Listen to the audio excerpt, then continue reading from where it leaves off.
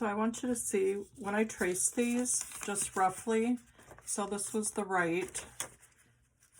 What I did is instead of drawing it as an individual leaf, I kind of combined it so that I don't have to cut it out individually and I can have more of one solid sewing line when I do the applique.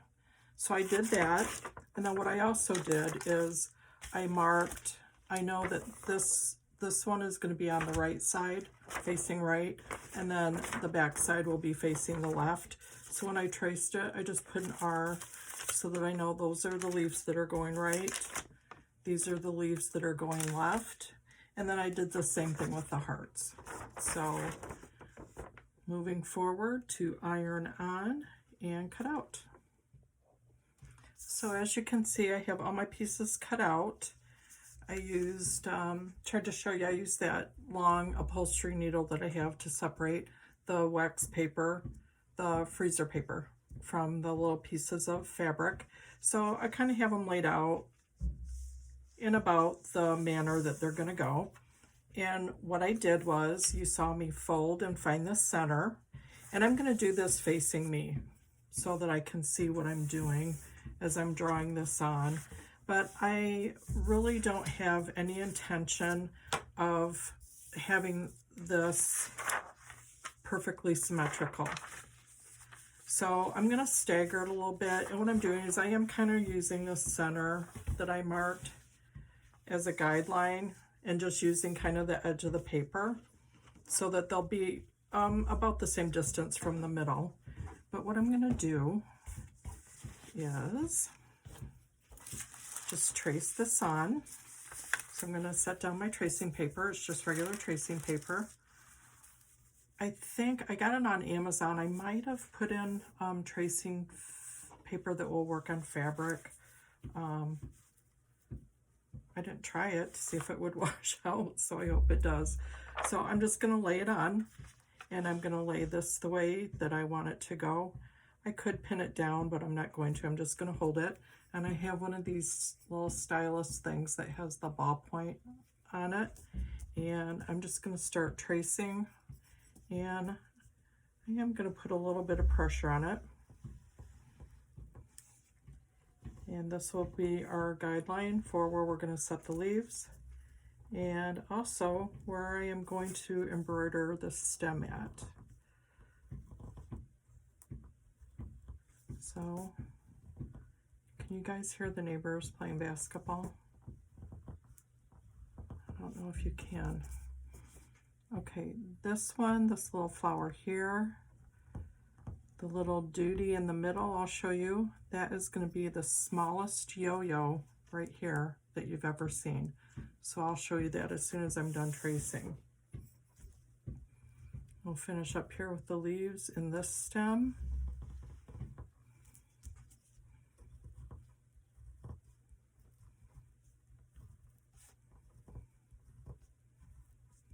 That easy. So I'm assuming it's going to turn out and be dark enough on this beautiful topaz citrine fabric. Okay, let's just pull it up back a little bit to see. Oh, beautiful. Okay, let me show you.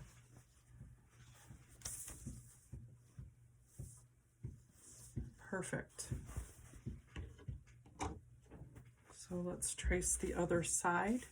And again, I'm not trying to make it symmetrical. I think what I'm going to do is kind of stagger it a little bit. So where that one was up, I have to make sure you flip it. I almost didn't. Make sure you flip it. I'm going to put this one about right there.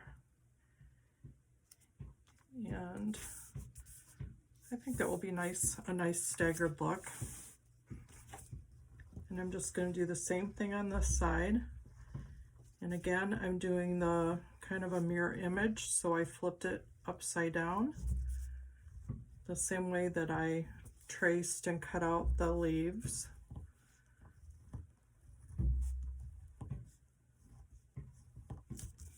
I'll just keep going here.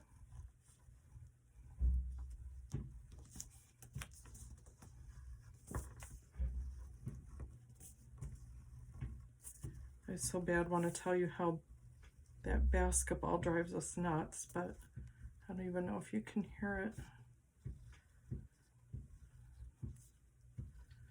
Okay, I'm just going to make sure I got all of these really, really good. And let's pull that back. Beautiful. Let's see. Beautiful. I'm excited about that. Okay, so from here on out, and I think, I don't know what, I'm going to wait and see. I'm going to get this all put together and then see what I think. But what I'm going to do is just kind of, and it doesn't have to be perfectly lined up. If it is, it is. If it's not, it's not. Make sure you guys can see this. So I'm going to lay these out, and once I like the way they look, then I am going to actually take a little bit of glue and just put a dot of glue underneath each one. If you wanted to do this the other way, you could use Steam-A-Seam instead of the wax paper.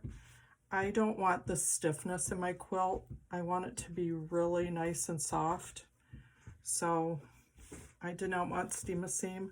I think what I'm going to end up doing is I'm just going to do a little bit of, I have the Aleene's glue as well. I do use the liquid stitch, the unique stitch that's permanent.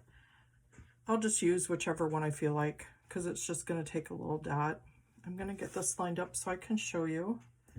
And my intent was, I kind of lost track here, was to have a couple of the darker at the bottom just to make it look like it was, you know, real leaves, but not. And then just get these laid out and see what you think. So as I'm getting these laid out, obviously I still have my little stitch design where I can do the stem. And what I'm going to do is actually get all the fabric sewn down first, and then I'm going to come back and I'm going to stitch the stem. That way, I think if I want to, I can stitch right over the top of the leaves to make it look like they're connected. So I don't know, do you guys want to see the other one laid out too before I sew it down? Once I get to that point, then I'll show you what I'm going to do with that. I'll show you the smallest yo-yo in the whole world. Although I think I have made one smaller, but it was just a bunched up bundle of fabric. It didn't even look like a yo-yo. So, how are you liking this so far?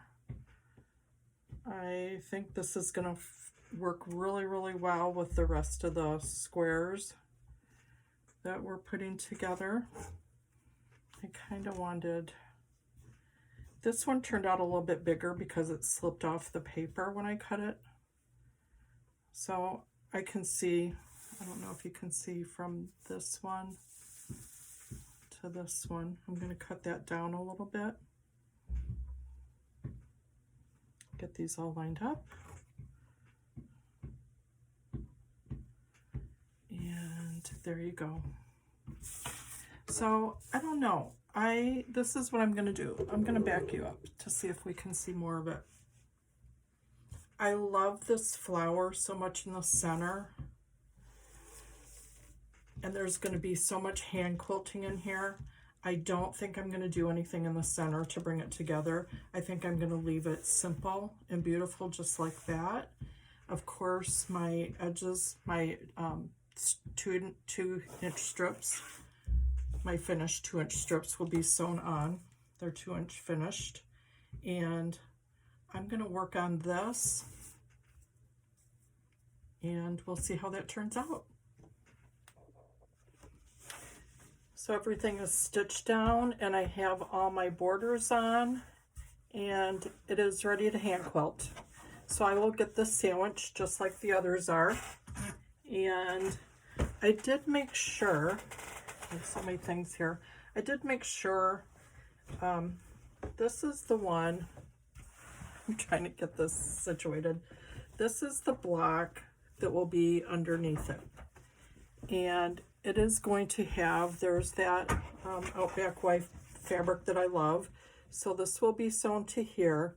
So I wanted to make sure that this one on the edge and this one on the edge weren't the same fabrics. And then I also wanted to make sure that this one and this one weren't the same fabrics. So I did pay attention to that. This is going to be sewn onto that one. And I'm really getting excited about it, you guys. Okay, so now I have to back up and tell you that I don't want you to do what I did. I don't want you to use that tracing paper. And let me see a spot where I can show you. Okay. So the leaves don't line up with my markings. And I would say that's okay, it doesn't have to. Those are going to wash out. Real quickly, I just try to take a little bit of Dawn and a washcloth and try to get out that tracing mark around that flower. And just real quick, it didn't come out. I think when I wash this, I'm going to have to probably, spray it with some kind of stain remover to make sure that that comes out. But from now on, I am not using that tracing paper. I thought it was made for fabric, but maybe I made that up. Maybe I looked at it wrong. So as you can see on this one, that is the tiniest yo-yo almost in the whole world. That does come with a clover little template. And this is 20 millimeters. And that is the size yo-yo that turns out to be. So I put that one in the center. I left this one blank so that if you want to do something else in the center, or if you just like a more plain look, so you could see what that looks like.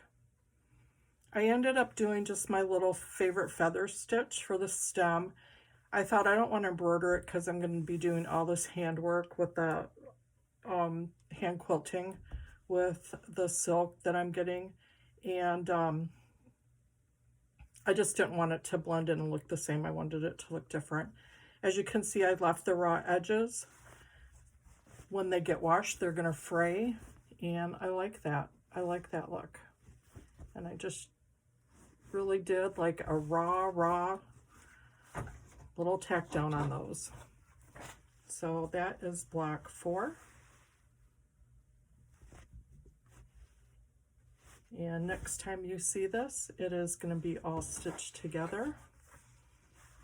And then we will be doing the center block.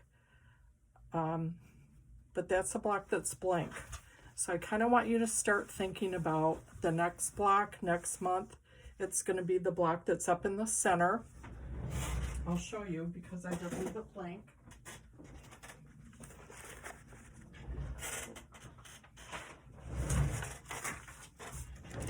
I want you to know while I was sewing all that I was watching Kate. So I'm a little unorganized because I was moving things and trying to sew and watch Kate. So I had every block marked. This will be our next one because we want to go across and get these all done so that we can sew these 2 rows together, and then we'll jump to the bottom row. This one is I called it Flower Burst. This one I left blank because I want you to put what you want in that. I don't care if it's pieced, appliqued, embroidered, whatever you want it to be. That is going to be your special block that represents you. So I really want you to think about that because that is going to be next month. So that's a little bit of pressure, isn't it? I don't even know what I'm going to do for mine. I really have to stop and think about it. And then the next one is 1-inch hexies that we're going to be using. And I will show you what we're going to do with those. So that's it, everybody. There's the journal that I haven't been using. But once again, this is the pattern for this month. Don't forget, you can trace it with marker and then use the reverse image. And all you have to do is email me at blackthreadstudio@yahoo.com and just put in the subject line, my color is, and I will make sure that I get this emailed to you. Okay, I hope you guys all have a really, really, really good weekend. Have a good week going into the week next week, and we will see you next weekend. And that's when I'm planning to go get my mom and doing the visit to Row Pottery, and we'll talk a little bit about cross stitch and pottery. Okay, thanks everybody. Bye-bye. So there we have the block 4 of my colors, Black of the Month. I hope you guys are having fun with that. And before I go, just to remind you that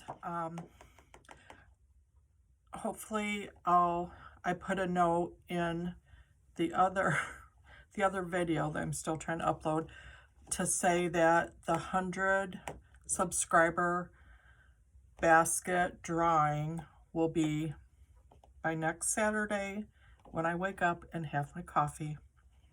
And I will be doing actually 3 drawings, so you guys have to pay attention if you want to be in for 1, 2, or all 3 of them. So for the basket giveaway again, it's God loves me, or God loves you. You know, I don't care which one you say. God loves everybody. And then you have to tell me my daughter's name, and that will be the giveaway for the big basket, the big 100 subscriber basket. And then I'm also doing the Pray for Peace, and that one you just have to say pray for peace. I didn't grab that one. I did put a picture of it at the beginning of this, so it's the Pray for Peace. I think it was Birds of a Feather pattern. And then for the one for today, our regular Saturday tassel that I'm going to be adding a pattern to each weekend, this one is Peace on Earth by Cedar Hill Designs. So for this one, for the drawing, for Peace on Earth cross stitch pattern and the tassel, all you have to do is say Peace on Earth. So the pray for peace, you have to say pray for peace. And then the big basket is God loves somebody, anybody, you, me, everybody, whoever you want. And then also my daughter's name. So I hope that's all real clear. 1, 2, 3. All 3 drawings will be next week. I will now announce those when I do my video. So by the time I get up and get my coffee next Saturday morning, Central Time, because I am in Wisconsin by Milwaukee. So I'm guessing that's probably for sure by 8 o'clock in the morning next Saturday. I'll be having my coffee. I am going to draw out of a hat for all 3 of those drawings. And then somewhere along the line, as that video gets made next weekend, you will be included and I will do the drawing. And then next weekend, again, I showed you in the other video, I don't know who the cross stitch pattern was, so if you know, please let me know. These were my salt glazed Row Pottery because I'm from Cambridge, Wisconsin, and my family lives there, and that is where Row Pottery's from. So hopefully I'm going to have these done next weekend into some kind of little pillows or framed for you. And when I go pick up my mom, we're going to do a little tour of Row Pottery. If they don't let me do it on the inside, I'm sure that they will. I can't imagine why they wouldn't. I don't know. I can't imagine why they wouldn't. I'll at least get the outside and maybe show you a little bit of downtown Cambridge. So I'm hoping it's going to be nice outside. So thank you guys so much. You know how much I love having you here and how much I appreciate you. And cross your fingers. I wish you luck for all 3 drawings. Okay, bye-bye.